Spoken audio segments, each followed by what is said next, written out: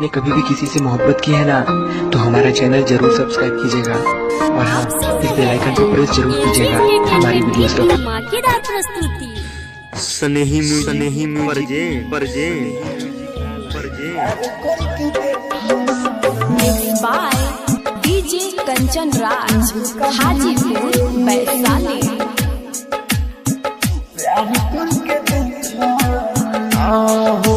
हमर लिया तू भी कभी प्यार करके देखना,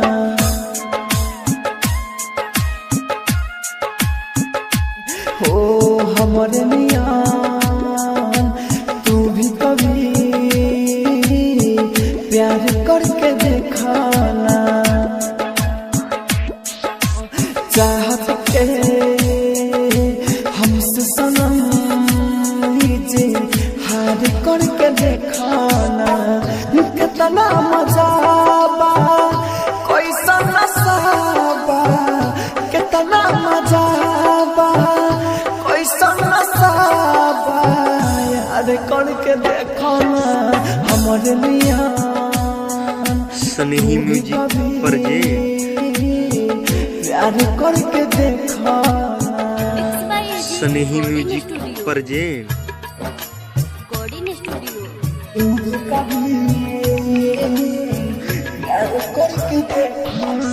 डीजे कंचन राज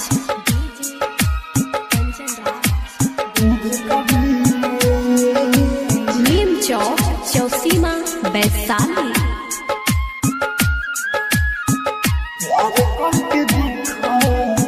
दिल लगा के जाने हो अपना तो माने हो, तुहरे में बसेला हमारो ही परान हो। दिल लगा के जाने हो अपना तो माने हो, तुहरे में बसेला हमारो ही परान हो।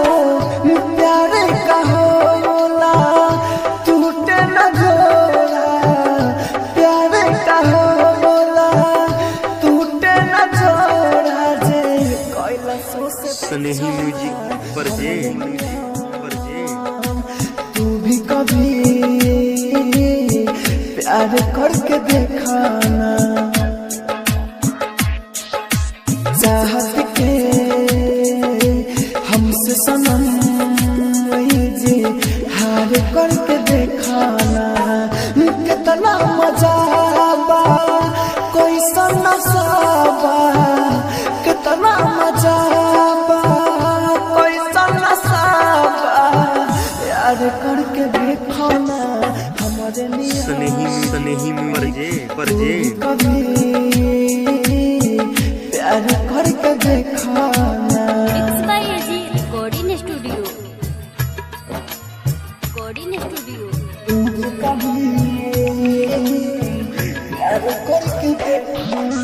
डीजे कंचन राज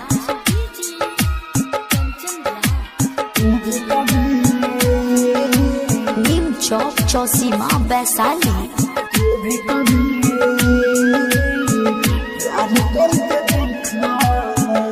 राइटरा दिल के हो जाए तो गोरी बारो तो पाइले दिलवा के छोरी। राइटरा दिल के हो जाए तो गोरी बारो तो पाइले दिलवा के छोरी। राहुल राजधानी कहे रानी, राहुल राजधानी कहे रानी, मनोज के ठिकाना हमारे नियम। तू भी कभी प्यार करके देखना। चाहत के हमसे सनम लीजिए हार करके देखना, कितना मजा बा कैसा नशा बा, कितना मजा